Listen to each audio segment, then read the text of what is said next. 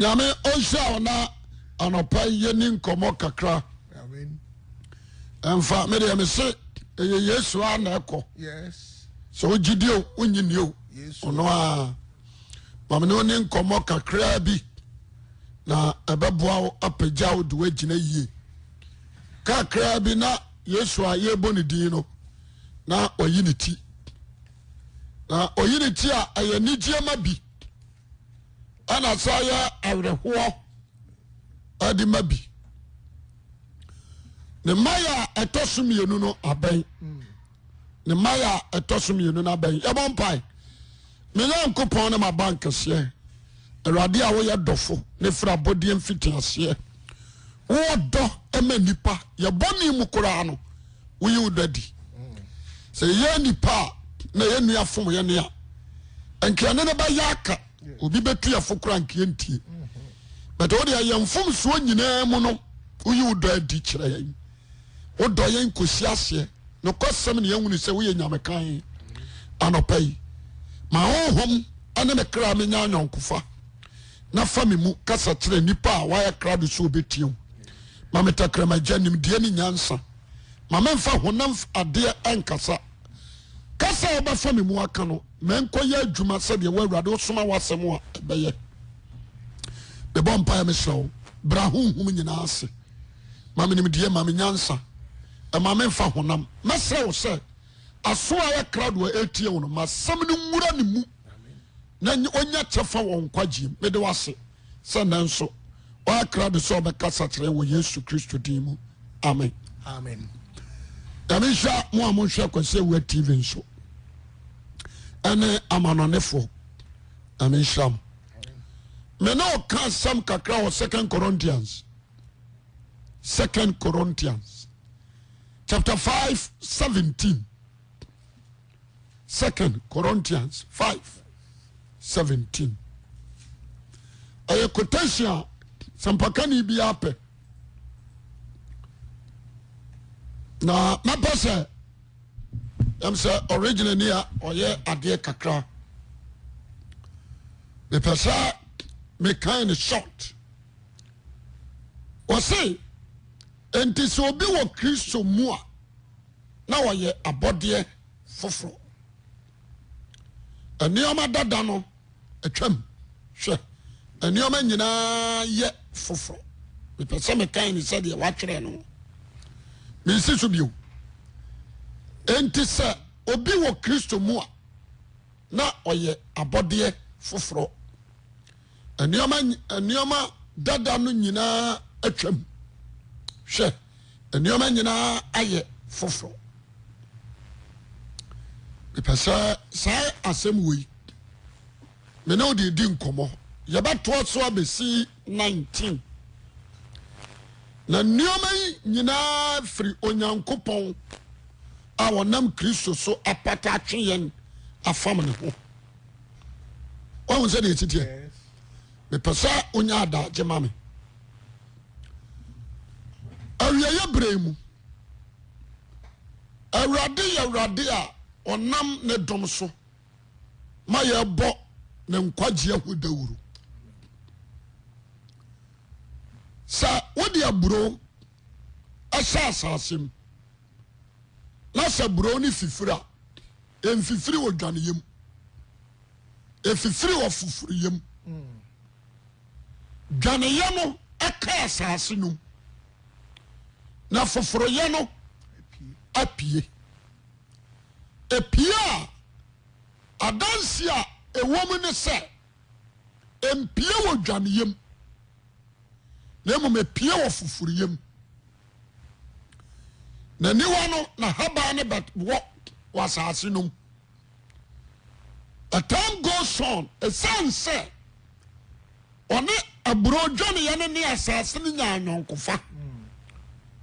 Enti asase ne je no. Ti asase ne musrade ano ne aburo na nyanwonkofa. Enti e produce no. E ma no aduane a obetimi ama ne foforo ye no awie peye. Enti efifiri a so far as your asase no mo no enya nsuo ɛwɔ asase no mu enya aduane wɔ asase no mu enti aburogya ne yɛ ne yɛde hyɛ fam no ɛnyɛ dwaneyɛ ɛna fifiri na ɛma fifiri aburomu no ɔn sɛ de ade ne siteɛ ɛpɛ sɛ menya adagye kyerɛ mu kakra ɛde kyerɛ wo ɛda so wɔ asase no mu nti no ɛyɛ foforɔ daa nsuo tɔgu asase no so a aburo no yɛ from nti sɛ aburo no nyini na yi mma a ɛsiane sɛ aburo no yɛ foforɔ nti ne mma no a ayi no wobɛpan aburo no bi a wobɛmia no na nsuo wɔ mu na yɛ aburomono nti wokɔtɔ so mekɔtɔ aburomono awe ɛnyɛ aburomono ne yɛde duayɛ na mmom aburo dadaa ɛne yɛde duayɛ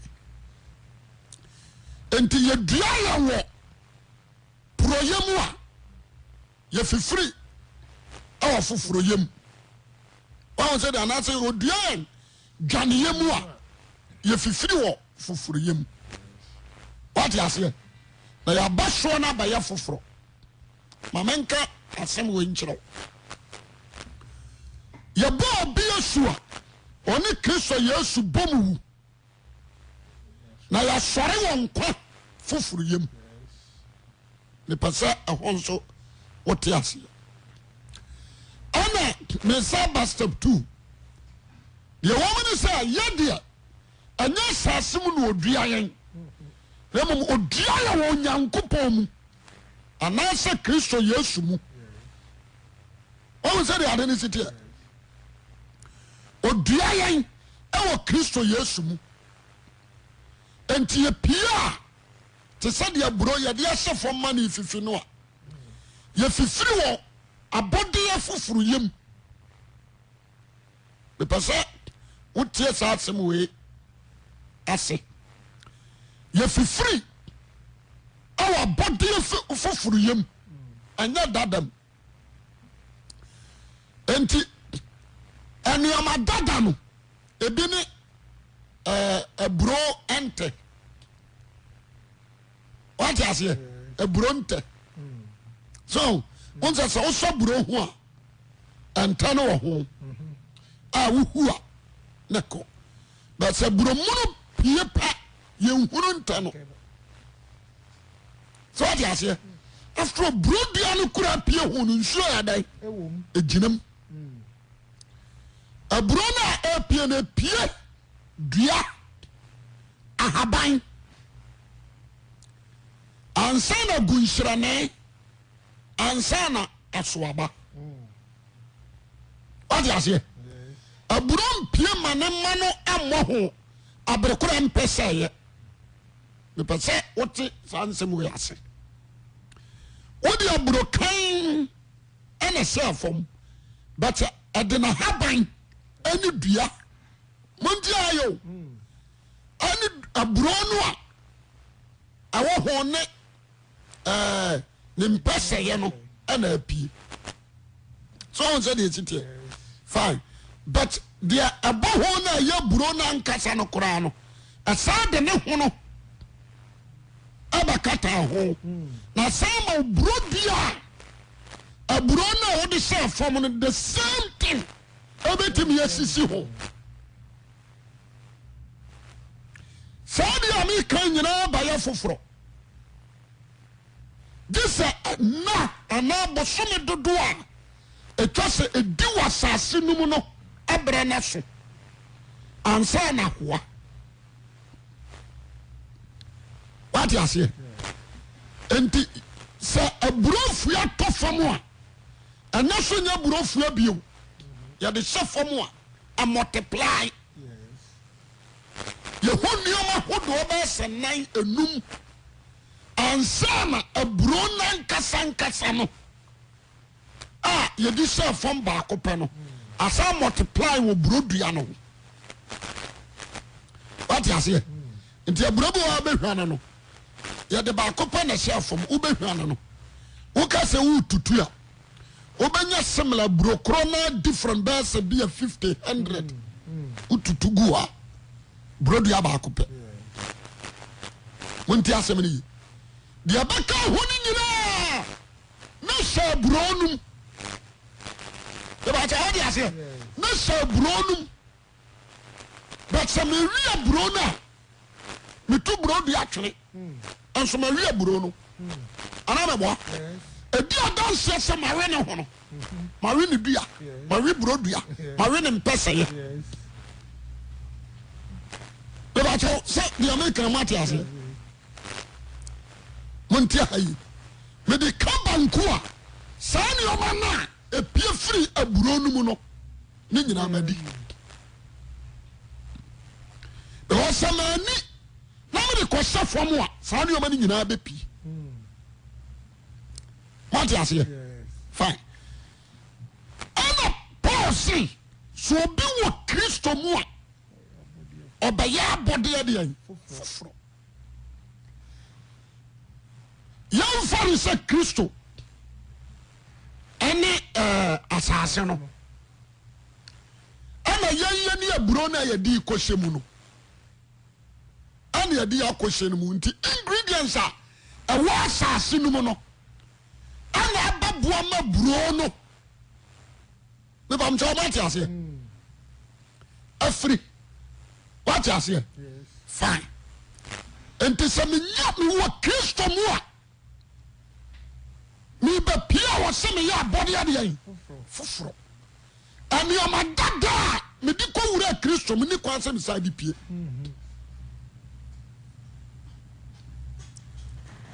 wate aseɛ ɛni kwan sɛ ɛfa me ho ma mede pie ɛwɔ sɛ so many benefit Kristo mu na mawura no yɛnya wɔ me mu ɛsiane sɛ ɛnkwa ɛwɔ Kristo mu nti ɛwɔ sɛ me nso nkwa ba me mu ɛmmerɛ a meyɛ burodwane no ɛnkwa wɔ me mu deɛ but mint anoma asi me so anyɛ ye ɔbɛsɔ me adi wode aseɛ mentimi nyɛ dutan ama anoma amasi so mentimi yɛ ahaban gye sɛ mehyɛ asase no gye sɛ mehyɛ asase no sɛ wo sɛde ade no siteɛ enti sɛ obi wɔ Kristo Yesu mu a wobɛyɛ abɔdeɛ foforɔ ɛneɔma dada a na wonya nkɔ sɛ Kristo mu no ɛwɔ mu no wode aseɛ ne nyina atwam ɛnya dwuma bio yɛnhwehwɛ bio ɛwɔ sɛ porɔ ɛwɔ sɛ ka asase no mu na meyɛ new life new birth mebɛyɛ nipa foforɔ akra foforɔ yɛ mu enti wɔn a na nim me kane no wɔn hu me sɛdeɛ na metie no bio because now baabi a menya me sɛ susufrɛ yɛ Kristo mu mepɛ sɛ Ghana ni bi a wotie me no tie nsɛm yiye amen ɛyɛ ade a ɛyɛ kotasi a yɛkyerɛm but ɛwɔ sɛ ɛnɛ yɛde kɔ deep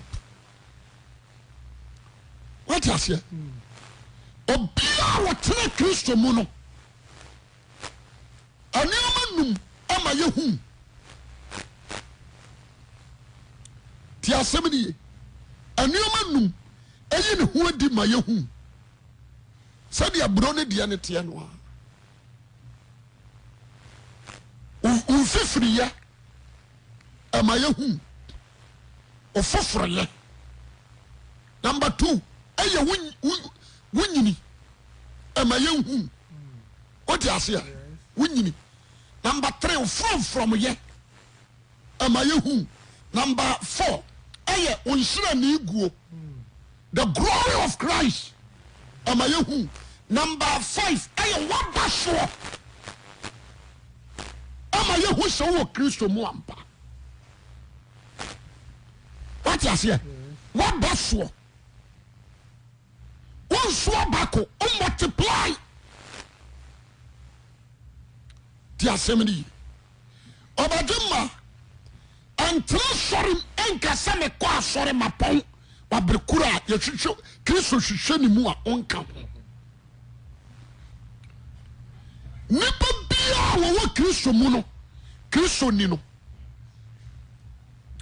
sadia na Kristo ti ajanum na janum ti no mu no sana won so wo ti Kristo mu na Kristo nso ti mu nti wan kasa no wo hunu Kristo ni wo mu wa what you say so you wura Kristo mu se wom Kristo betena mu na won so atena mafiri se aburo dwane ya no enye wura asase no mu na asase mfa no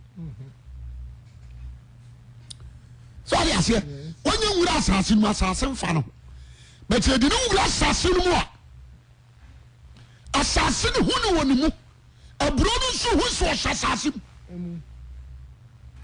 so you say enti wo pro no ni asase na ye pe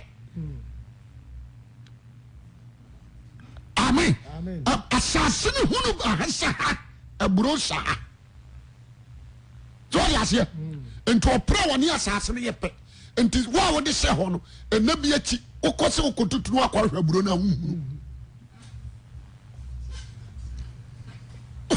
me pasa otiefo a otie me ntie ni yi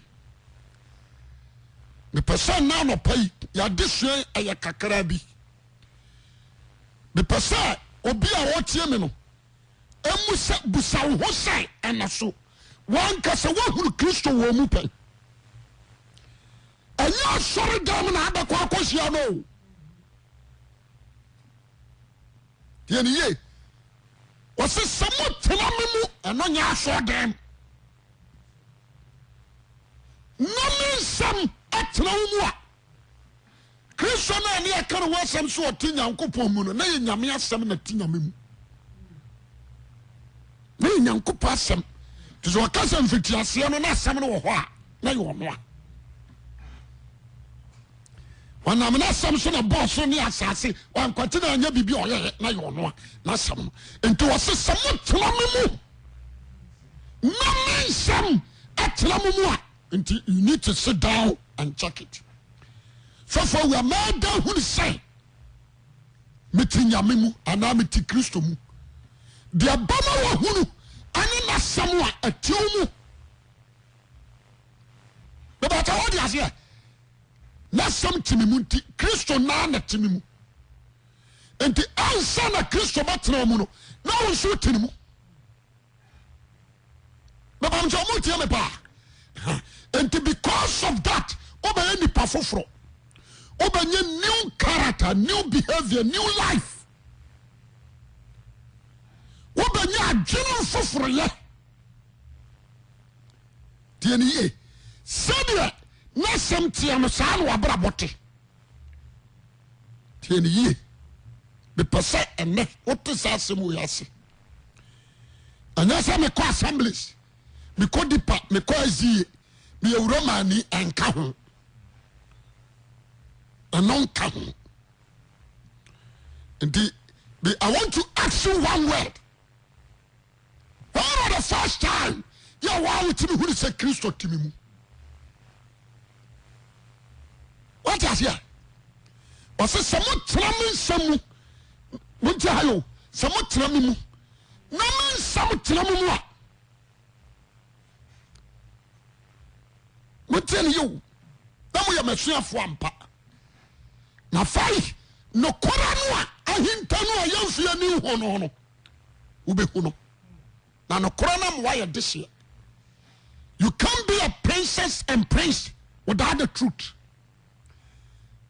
Ana no kora no so ho no wabre kora won tie urade mu na urade so asam nya de aban antu the person says we are your woman no ya do ba bia wasa no kora what trust mu ye kire nipa enye wo kura wiase kwa wiye what I say emira binum abo adwempo so obada nipa no e wo se yenso nyame nkorofo ye bia asem na ni nokore ade kire wo do wa so obatie no wotie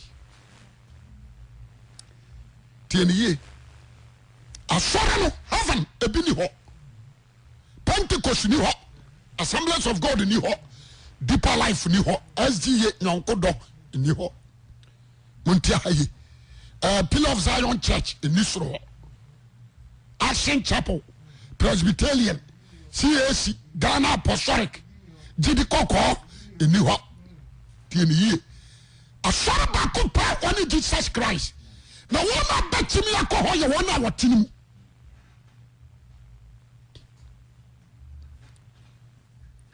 What I say? What's this so be what Christo yes more? Where your body of fufu. Where your body of fufu.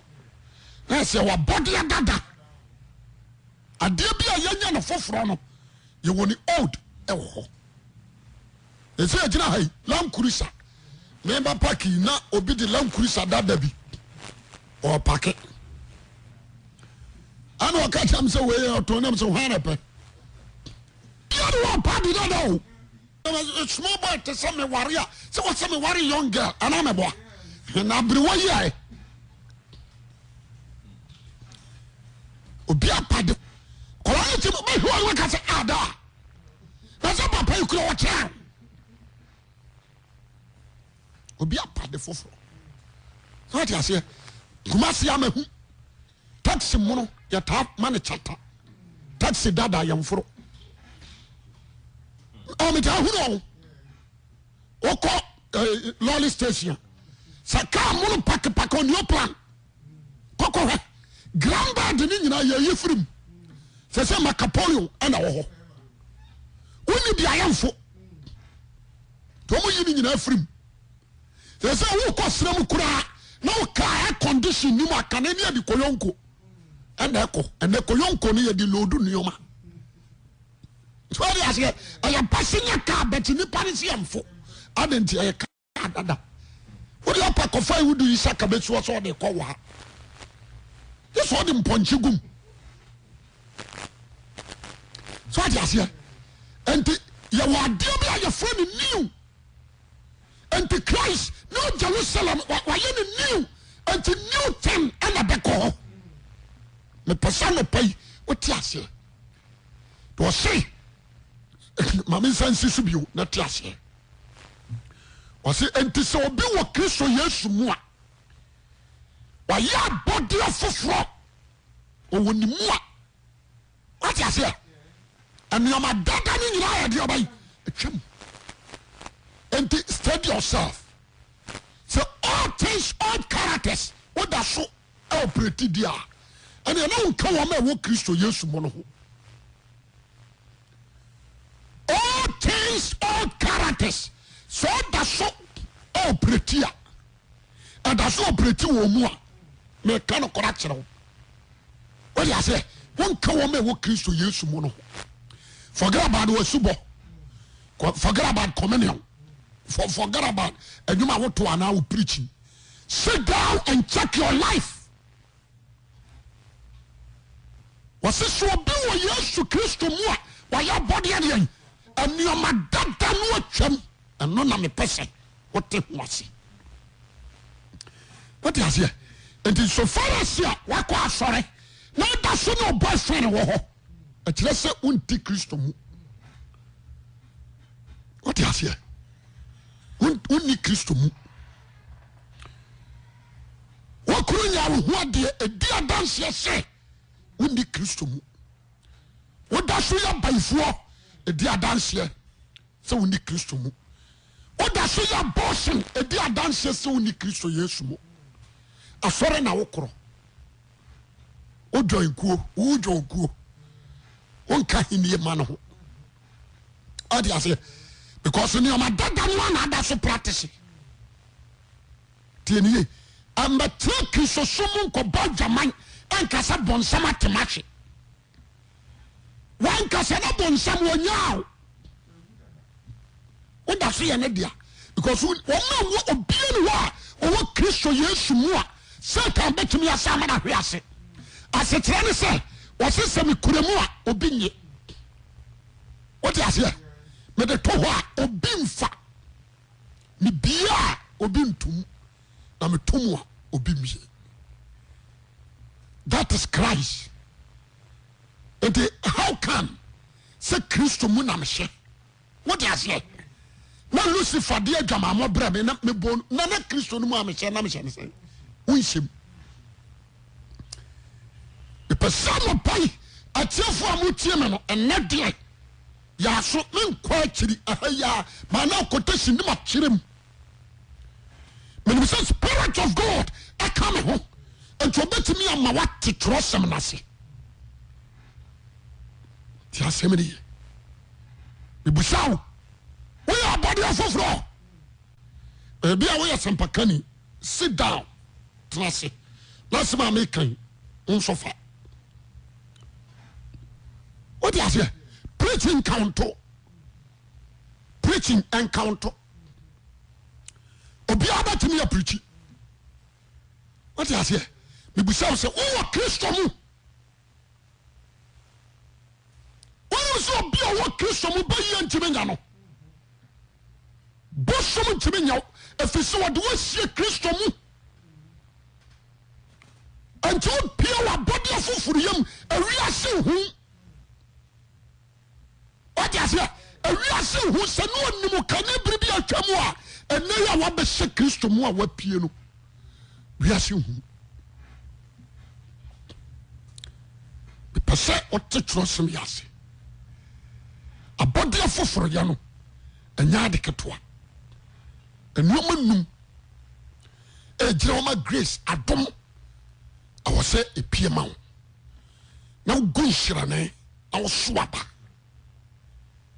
what you say me pese ba bia wo bia no I want to ask you say amaso Kristo wonim for the first time you one kasa mi sisu bio uhuru Kristo wo mu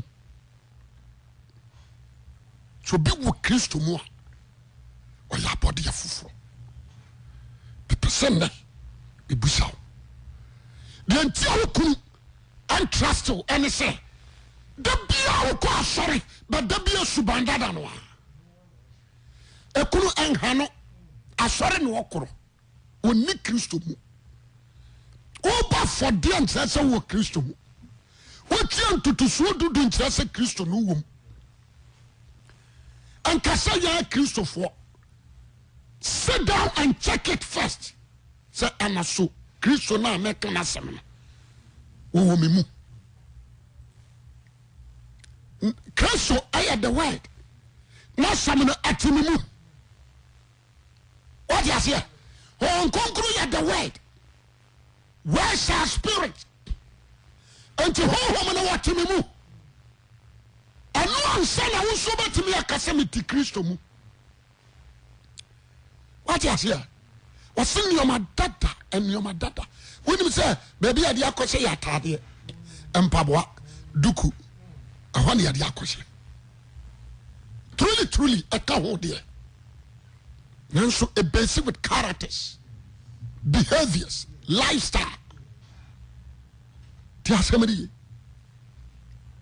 esua elda do wo mo no ana ba kira ho kura wo ya ne dia because bad spirits produce a bad things and a good spirit produce a good things. What you say? Who ti say ti bio mi sa si su bio e so ne ban ni abrabo ane ye character se pie wo mu no e na ete honhom kura wo ya ne dia onu se Peter ko ka se mi kire Yesu na ko bi di Yesu di ntwa ahomone asan yarewa ana obi ko complain Peter no ko no se masa akodi won kan ya ho baba so do di ntwa ahomone san yare ye kura ye ntimi yan ko ka se mo jam free so awudi abantrim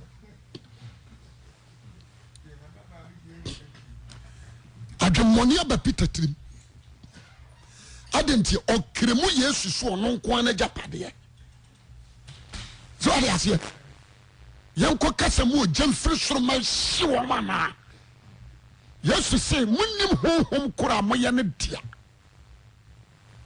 no nipa bana maso be say nipa kra na mu so be je won kwa ti asema Yesu ga yo ampani ampa so no Peter no munim honhom kura o moye ne dia what you say and to sit down and check your Christian life. But you don't walk sorry. But what is Christian? Or dressing, or lifestyle, or brabot. A body of fufre, a man be home fufro. What is here? No one yam fufro. Tieni ye, the Krokonko Jerusalem, a ye crofufron so when you tafa. And to my foot, you are my dear one of pay. And say, Sakrawagan. Susutu home kwa Adam ya decking. Put it aside and repent. That is the best. Static class 1. Jahosa me wo university. Me ya presade ya da fatuo. Fatuo. Presade ya da no. Enuru fute fatuo. Enuru baby fatuo. Me ya da classes with bad behavior. O behavior tese. We a fellowship member. And now say, it could be now done. What you say? One hour Christian yes, one casano. We are out. Uncome. Enti ma nyagene foforo ye. Paul Corona na kayo. Wasi ma menhwehwe mehunu. Epese obi a otie ma no pai. Ontie ne yie. Efiri se ancha na Yesu aba. Ya boda uro da bia da. Ya be boda uro. Se Kristo yi adom ko an o ma ya hoden a. Ya mfa da uboni ni agro. Ya be boda uro. Na ya boda uro na wa adwen a akoma pa obefa no. Na wafa. Untia ha. Romans chapter 12. Wasi entianu anu mi jino nyankopon mo buru hunu so mitumu fuse. Momfa mu nipadua nsi wo se fode a etiase. Eye kronkron a eso onyankopon ani a ene munyam som a adwene wo mu. Na mo ayam ho munyam ho se wiase na emom momfa adwene foforeye. Wankasa adwene dada. Momfa adwene foforeye ensakira mo ho. Munti hayo wankasa fa adwene dada. Efiri se obia wo Kristo mu bia no ompie wo dadam. Opie wo foforeyem. Odi ase enti adwene foforo na wonye free Kristo Yesu mu na wo ko wura ne mu wona wo di pie ye no fa sakira wo. Adwene foforo yan sakira mo ho. Na mo so de onyankopon pe na eye na so ani na ye eye pe no ahye. What is here? My son, I was say every proper Christian, I was say Christian mubian or ye pe when yankopon.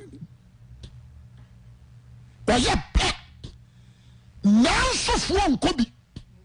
Nan so fo enkobi. No preach o nan so no ba adwaman onkobi. No preach o nan so ne kokko hano onkobi. Me come what? I was so ye pe. Said the Java was sorry at the Abai. I pay. The person of pay, baby, a war. Stop connection, stop. Azani Jai. Azambara, my catch, no. Wow. The assembly. Stop connection. Till the Paul say, Fajin for why you foot you the Corinthians? And then the Corinthians, na kwase we a kasachira me kasachira ni panyina. Sisa, brother, se wonni Kristo mu a, wontimi nya body afoforo da. Oba tira sori adwene bone. Oba tira sori makona dane. Oba tira sori ma dane udini. Oba tira sori ma tunyi nsagu. Oba tira sori ma jaware.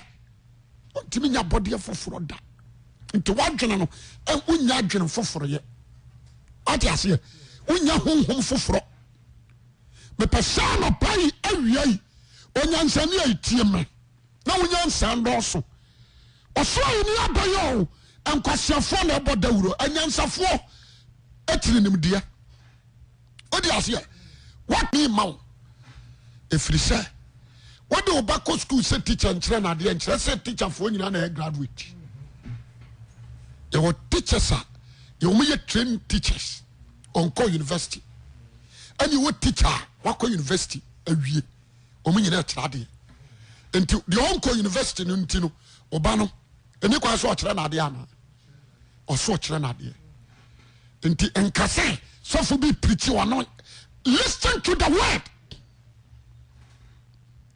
tieniye me say media men da bia meka me say hwa me hua me nkase ko hwa bia tieniye minim me ho me gimi hudi enye se me to me ho se me to me ho a me hutuo ne ya no kore awurade osoma me ne nim se die me hyetie odi ase ayi so paswa Ghana hai me so nipa wo Ghana nyina ni ewiase nyina ni ebe 50-50 awode oba dome awode oba kasempa fa me ho awode oba kasemone afa me na me so sa na me ka fa me ho me ni me nyankopon tem odi ase yesi yesu ya basibu na wasa yesu jitum so ya bas onim ne ho what ase enti anapai mafuti amedi mauni ahena wo Kristo mu ana so da so wo wiase obi o wiase onu sa tamu eni wo ma Christianity atamu ho ma wiase enti John train yesu say ma me wiase sem bebu wiase aten ati ase oba John 5 verse 22 no o se jani mu obi aten o de atamu na so oba nensa a baby wo oba bebu wiase aten but the first time no obaji wo me wo wiase afutuo na me dem awo wo ma sakra this is the time amira wiase wiase prekoi bomodin so ba wura Kristo mu bomodin bo wagina boswo so ba wura Kristo mu bo wagina boswo so ba ya body afofro bo wagina boswo se nioma dada obejai na muaw etwase unye new spirit, new life, new minded. What is here? When you are dream for ye, now brown wire pet a genial coupon. And a pay a radio show. No radioca, say me brenna a bit. But so Chiman quad dear, a besui. Enter na your swabba, your good super dauno. Enter be a obeshamo crusaders. I'm here to be gusso. Tadia mache, but a new man in Dawson.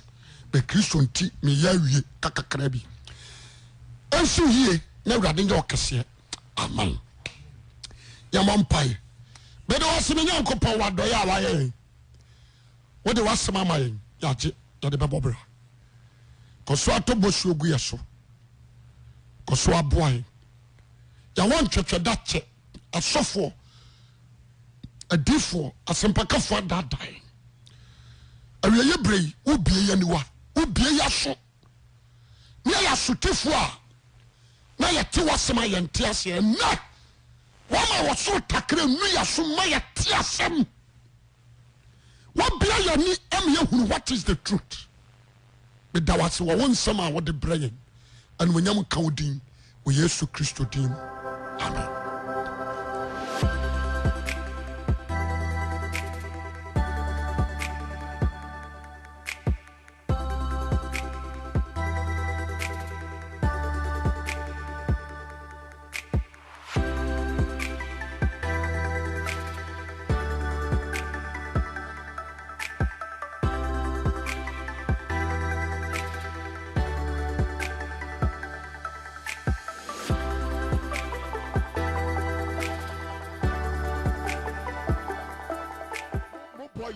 ha manyem girls amo hwemma emma ko ma no mani ade wo na me no kasa mo mu bu atopa kankan ni atopa fo atopa fa mo yire machi mo na me no kasa I'm talking to you me say atopa bi ade wo be ko bo nsam chum wo de baabi ana de afa wo gina akọ asawo lai e be ka asem ya chiro wo de wo bo asawo ni wo bi ya be say e be wi ase na wo di pa no sini